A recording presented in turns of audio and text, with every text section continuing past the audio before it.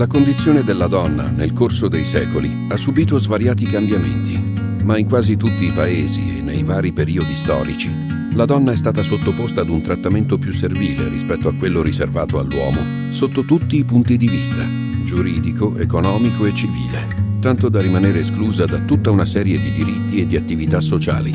Addirittura, nei casi più estremi, il ruolo femminile è stato messo ai margini della società stessa.